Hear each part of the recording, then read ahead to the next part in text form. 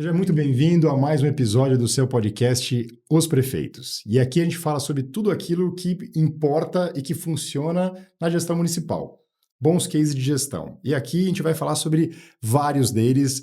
Hoje eu recebo aqui Rodrigo Reis. Ele é fundador e diretor executivo do Instituto Global Atitude, que já tem 12 anos? 13 anos. 13 anos. Então, já tem uma bela de uma trajetória, e aí eu queria, primeiramente, te agradecer a tua presença e esse espaço para a gente poder conversar e poder aprender um pouquinho com as lições que você, ao longo de 13 anos, já vem colecionando. É um prazer estar aqui. Estou muito feliz de poder contribuir e trazer talvez um pouco dessa perspectiva do terceiro setor, né, em parceria com a gestão pública e essa relação de amor e ódio, né, que a gente toca e constrói para com certeza contribuir. Maravilha. E aí, acho que uma primeira coisa que eu acho que é interessante a gente falar é que os mecanismos de relação, né, do poder público com o terceiro setor, eles vêm se sofisticando e se diversificando ao longo do tempo. Então, tem instrumentos que servem que servem mais voltados para a gestão de serviços, outros mais voltados para investimento. Então, assim, para cada necessidade do município se apresentam algumas possibilidades legais, né? E eu sei que no teu instituto vocês começaram com um portfólio específico, mas vocês vêm ampliando essa gama de atuação ao longo do tempo. Na tua percepção, você acha que os gestores municipais como um todo estão mais abertos a conhecer esse tipo de oportunidade ou estão mais reticentes em função da fiscalização estar cada vez mais efetiva pelos tribunais de conta? Olha, eu acho que existe uma situação em que existe muito desconhecimento na realidade. Eu acho que o primeiro ponto que a gente tem que falar é que muitas vezes os gestores, eles não entendem realmente como, né, o marco regulatório do terceiro setor, a 13019, a nova lei das licitações, 14133, é um choque muitas vezes. Uhum. Então, assim, eu acho que falta um pouco de preparo para entender os mecanismos que estão à disposição da administração pública, né, em parcerizar com entidades que trazem, né, uma bagagem, que trazem capilaridade, que trazem conhecimento, experiência, expertise em diversas áreas. Eu vejo muitas vezes, Fabrício, que existe realmente aí uma lacuna do Estado, né, do quanto o Estado consegue incidir em algumas pautas, né, saúde, educação, para citar algumas, do qual a gente vê claramente uma necessidade e entre esse terceiro setor, entre as entidades, para poder, né, talvez aí em casos específicos, suprimir essa demanda existente. Eu sinto que os gestores muitas vezes precisam, né, de mais informação, mais capacitação, mais formação realmente, para poder utilizar os mecanismos como você próprio colocou, né, e a gente citou alguns aqui, para contratar, para parcerizar e para seguir esse rito da administração pública, que não é um rito simples. E eu acho que além de buscar informação e buscar formação, que aí eu acho que obviamente é algo que, se você é gestor público, você tem que estar se capacitando continuamente, mas algo que eu percebo que é mais raro na administração pública é o famoso benchmarking. Olha, aquele município criou um modelo interessante e eficiente de parcerização. Vou lá entender, vou lá aprender, né? Eu percebo que isso ainda é uma coisa que acontece pouco. Eu tive recentemente, por exemplo, na Associação de Municípios Paulistas aqui, num grande evento que eles fizeram, N painéis, né? N painéis com muitos cases interessantes, muitas oportunidades de troca.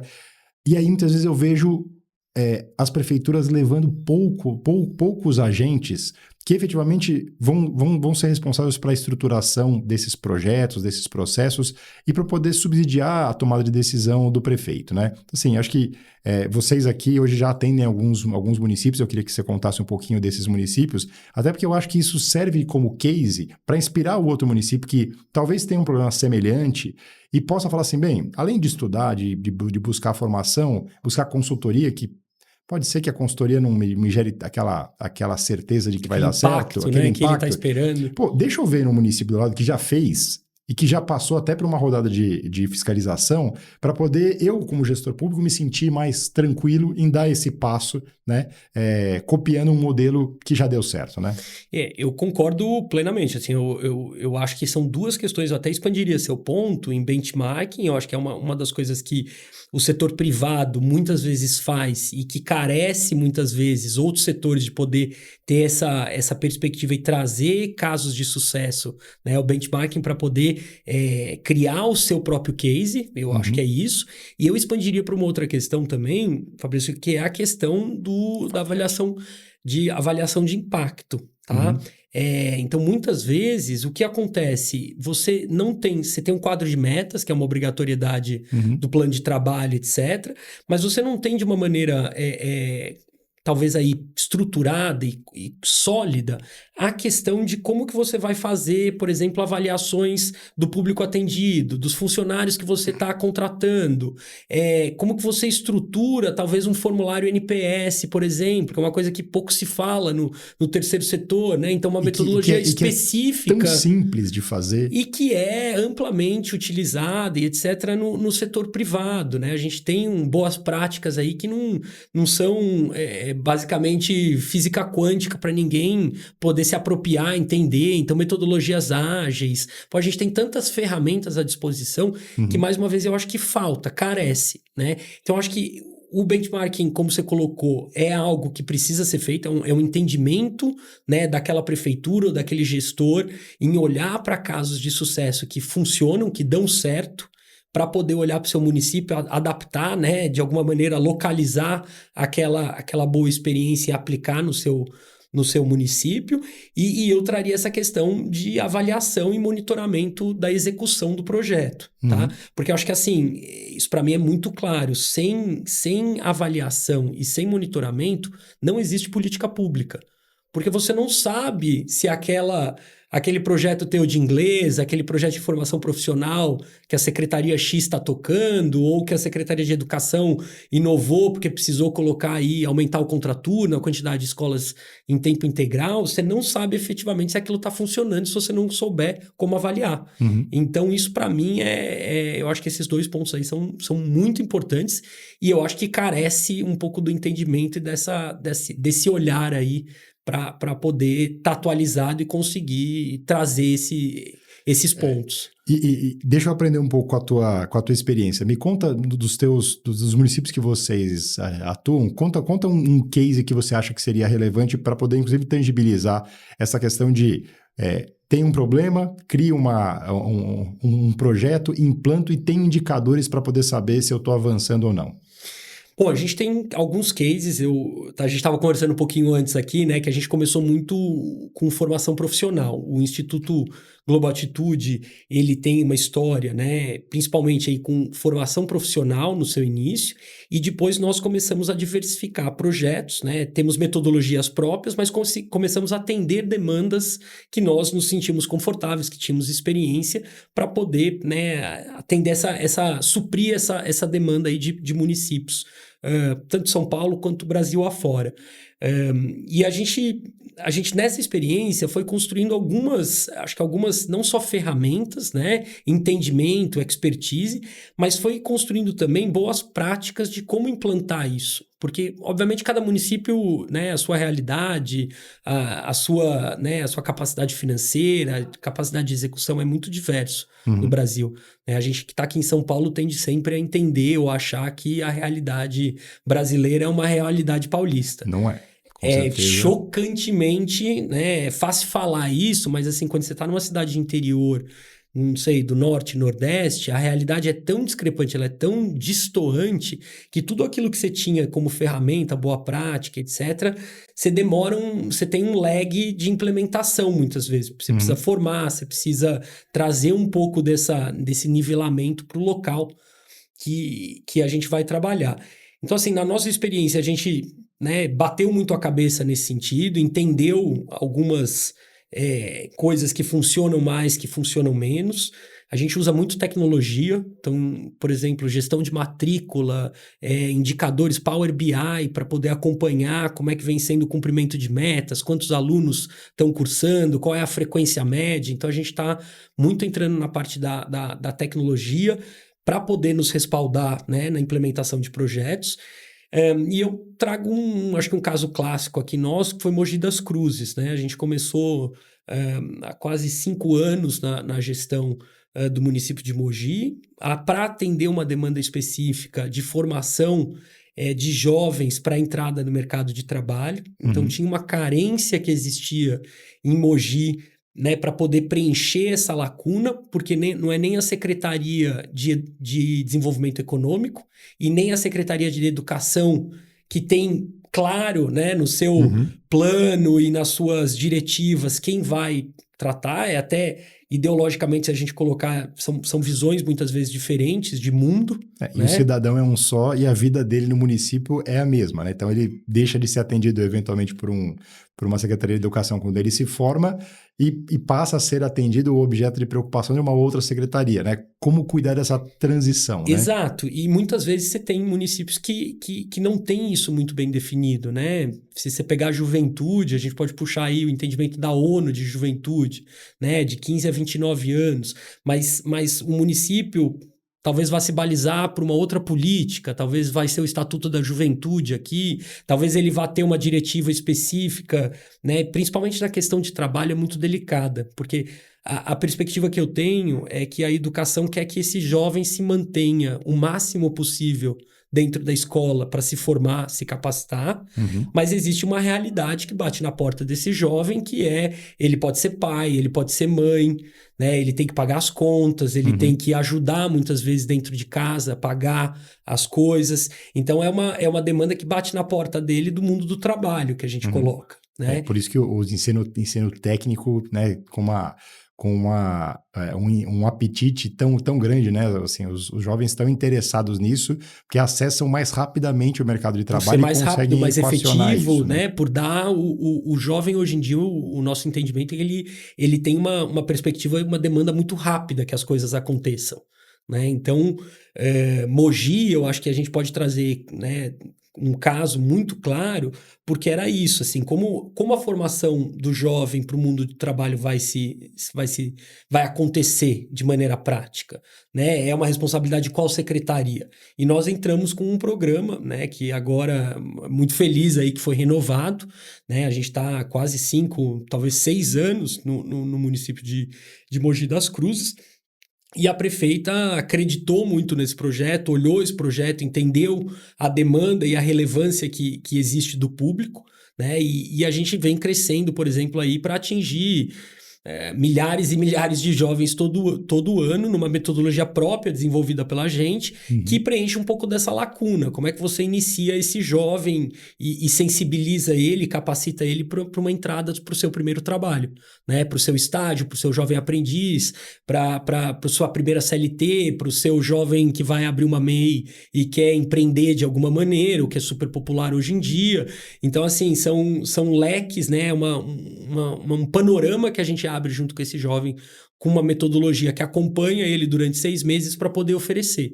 Então, mais uma vez, né, com erros e acertos, você tem uma curva de entendimento, principalmente porque é um programa novo, então não existia precedente, a gente desenvolveu essa metodologia do zero, e eu acho que essa jornada, né, e esse entendimento que a gente vai fazendo localmente, em determinado momento nos ajuda a ver o todo, né? E eu imagino que vocês desenvolvem isso também muito próximo do mercado, né? Eu falo, fazendo aquele intercâmbio de entender a necessidade e as limitações da área pública e também entender, tá bom, mas o que o mercado quer absorver, né? Assim, o que o mercado tem espaço para poder, olha, mas é uma área de exatas, é uma área de humanas, qual é o tipo de estímulo que vale a pena eu entregar para esse jovem para ele preencher uma expectativa de mercado, né? Exato, e assim, sem querer puxar a sardinha pro meu lado, né, mas a gente tem o objetivo aqui uma capacidade, é esse, não tem problema. A gente tem uma capacidade de ter uma relação mais próxima, né, muitas vezes o prefeito, o gestor e etc, eu acho que talvez falte um entendimento ali do que realmente é a demanda, né? Como que esse gestor tem que navegar os diferentes mundos. Porque você tem muita coisa acontecendo no privado, você tem uma demanda operacional local, né, de uma prefeitura com todas as suas obrigações, você tem que se atualizar, você tem que acompanhar então assim, né, o terceiro setor ele tem talvez naturalmente uma vocação para poder transitar pelos diferentes setores e trazer aquilo que ele pode propor, ele pode trazer para a mesa como um caminho, como uma solução, né, para a gestão pública. Uhum. Então, assim, já puxando, né, a sardinha para o meu lado e reiterando, eu acho que essa capacidade de se atualizar, de olhar um pouco para o privado, olhar um pouco para o terceiro setor, você olha para fora, buscando boas práticas, benchmarking, como você falou, você Uhum. tem uma capacidade de aglutinar isso em um projeto que faça sentido para aquele município e vá resolver uma dor que existe ali. Uhum.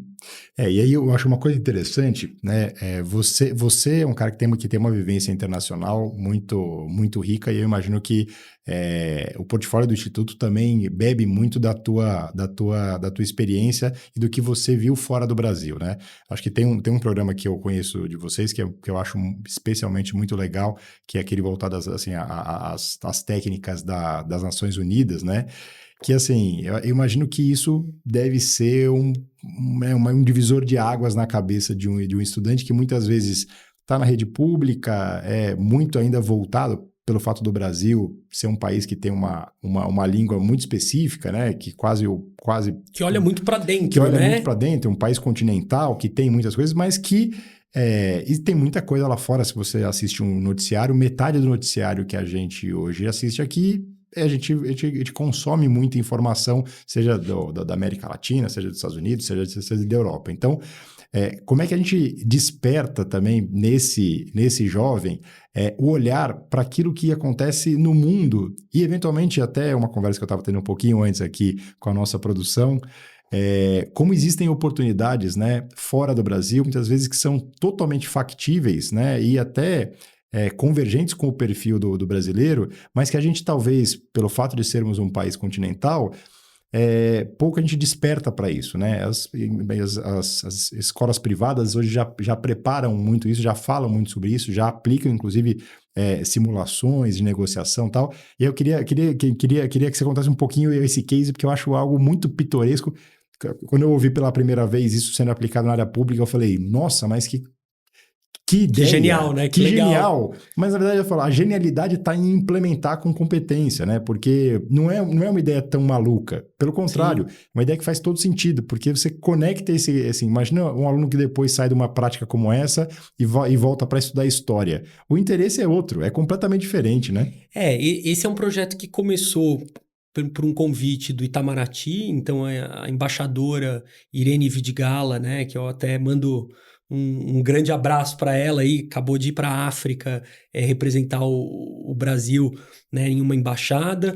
Ela é uma pessoa genial que tem essa, né, que teve essa visão de trazer uma metodologia da ONU, né, uma metodologia que é implantada em escolas privadas, em universidades privadas, principalmente lá fora, aqui no Brasil também, mas assim, praticamente exclusivo da rede privada, né? Então é uma metodologia chamada modelo das Nações Unidas, que faz com que, né, esses jovens, é uma ferramenta educacional, uma tecnologia educacional, que faz com que esses jovens eles representem diferentes países, né, num debate dentro de um formato ONU, como se fosse Uhum. realmente uma Assembleia Geral da ONU, um Conselho de Segurança da ONU. Então, assim, uma coisa, mais uma vez, né, muito particular e quase que exclusiva do setor privado, sendo levado pela primeira vez para a rede pública. Uhum. Então, por meio do convite, né, da embaixadora, que estava aí, né, naquela época no ERESP, né, então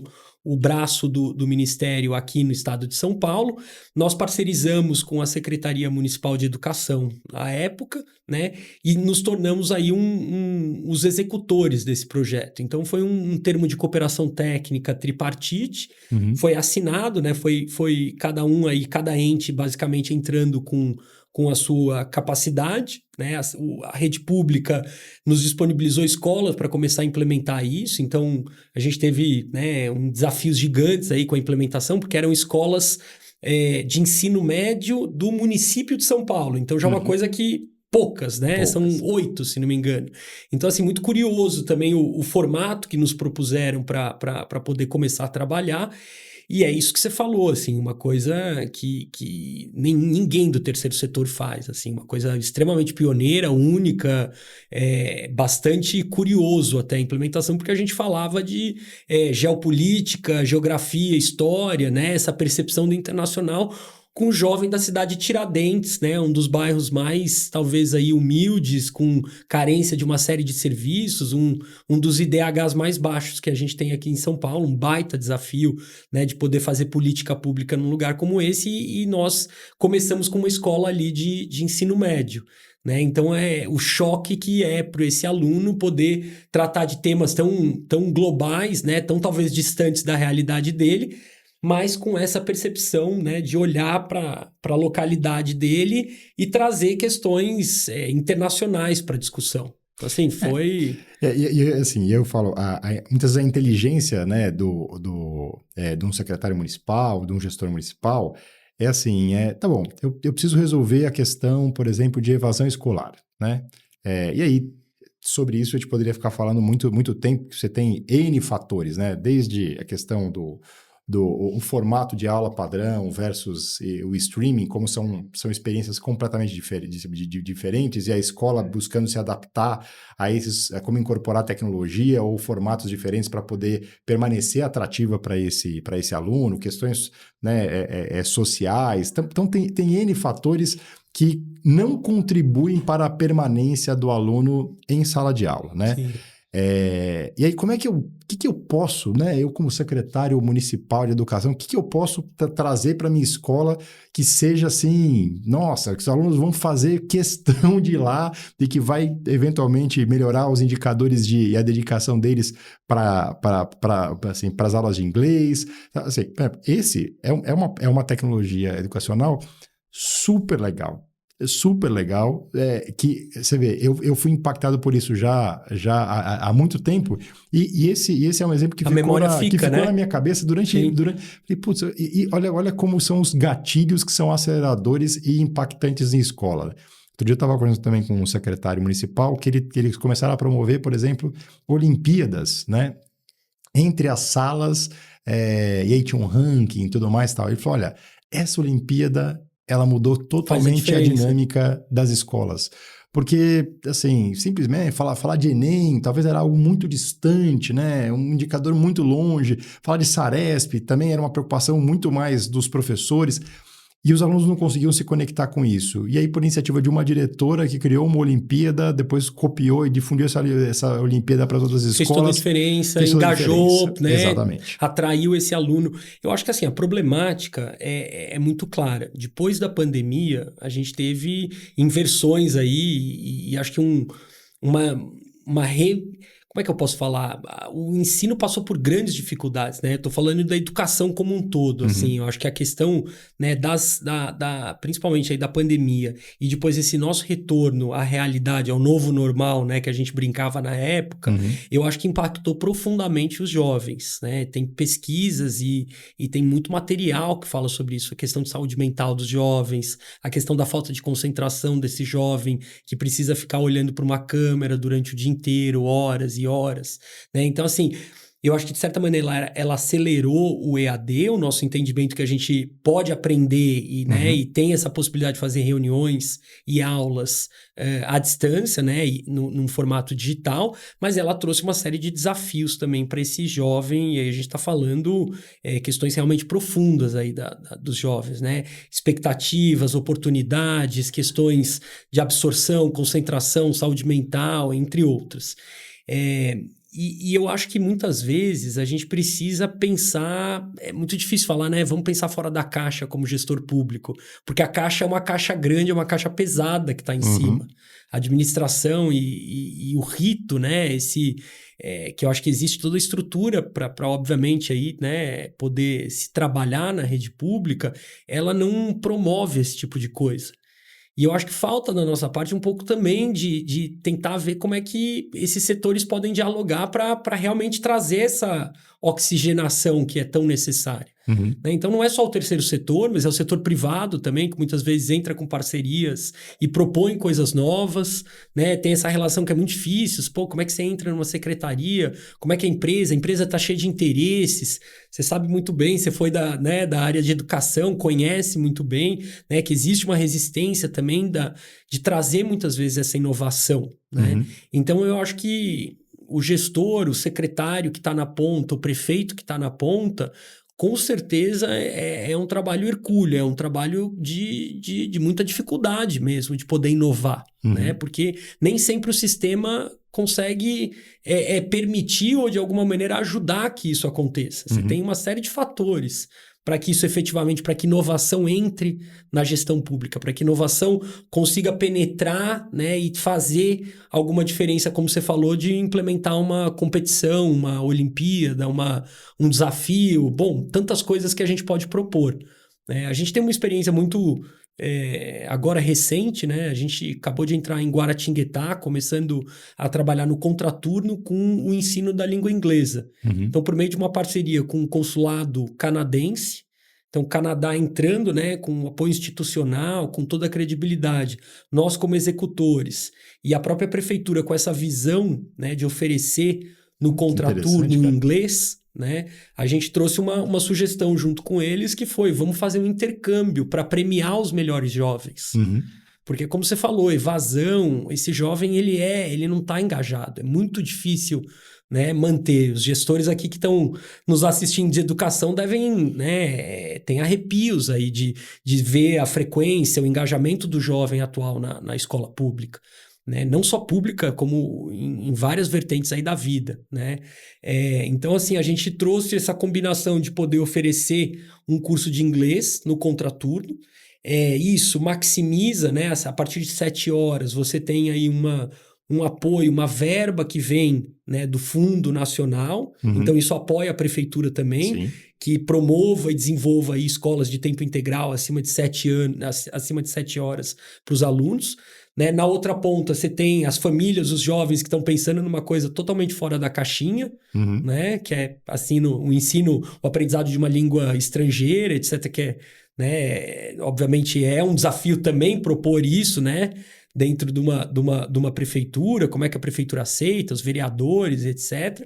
E aí a gente traz esse elemento de uma premiação, né, os 10 melhores irão viajar com tudo pago para fora, para o Canadá, e o consulado vai ter uma parceria, vai receber, vai poder formar. Então, a gente acabou, né, amarrando algumas pontas, entrou como executor disso, né, apresentou proposta, concorreu por isso, deu certo, e estamos começando algo que a gente tem muita esperança que vá ser replicado, que a gente possa trabalhar com isso em outros lugares. E você falou uma coisa que eu acho super interessante.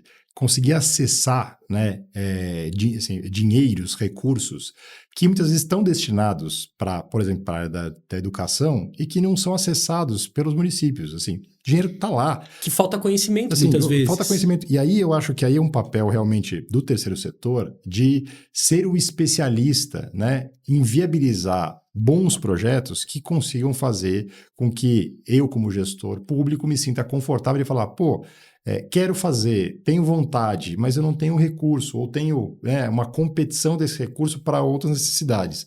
E aí você me traz uma oportunidade que, inclusive, eu consigo acessar um novo recurso para o meu município, poxa, então isso certamente me... Fecha a conta, interessa, né? Exatamente. É isso, porque tem muitas vezes que eu acho que esse diálogo entre os setores é muito positivo. A gente sabe disso, é fácil falar, mas muitas vezes essas relações são relações muito, né, conflituosas, ruidosas, talvez.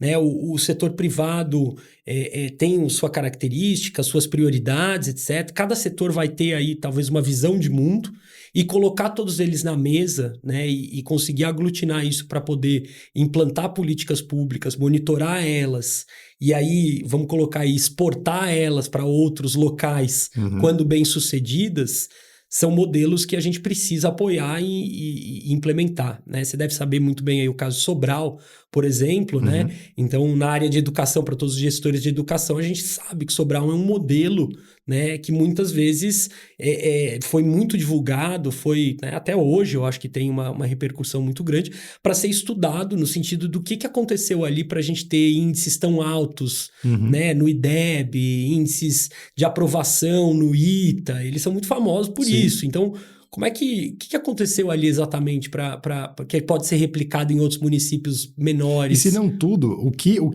eu entendo que para o meu município eu consigo aplicar, né? Sim. E aí, falando em aplicação, Rodrigo, pensa uma coisa comigo, assim, a gente está agora em setembro, né? Estamos entrando agora no último trimestre. Para um gestor público que queira pensar algo relevante, algo diferente para 2026, já não dá mais tempo? Ou você acha que com foco em 3 meses é possível ainda preparar projetos, né? Ou pelo menos começar um planejamento para 2026? Acho que é uma ótima pergunta. A minha perspectiva é um pouco na linha de que é um primeiro ano pós-eleição, né? Todos os prefeitos, eles, no fim das contas, eles têm que tocar, né, as suas respectivas prefeituras com dotações, com o próprio plano, né, com PPA, herdado de uma gestão anterior. Então, muitas vezes, se o prefeito, né, não foi reeleito ou não fez o sucessor, é uma realidade muito chocante se apropriar, né? Se apropriar e começar a conduzir a prefeitura para criar coisas novas. Então, acho que esse é um primeiro fato.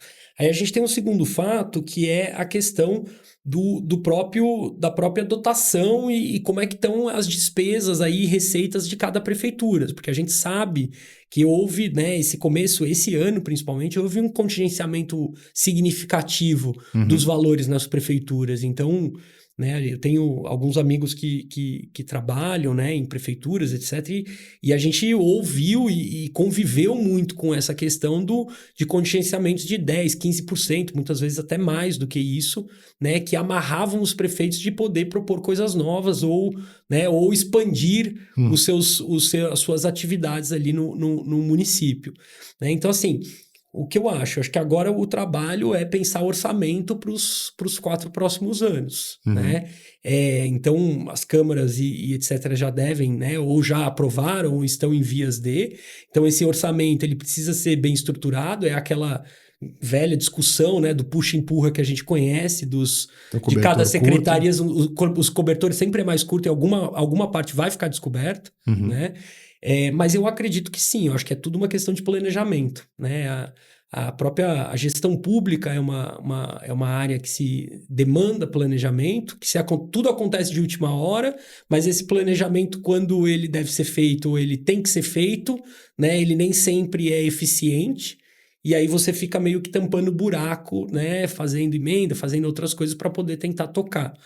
Mas eu acho que sim, eu acho que nesses 3 últimos meses do ano, o olhar é para poder planejar para que na virada do ano, que vai ser um ano também delicado pela questão das eleições, né?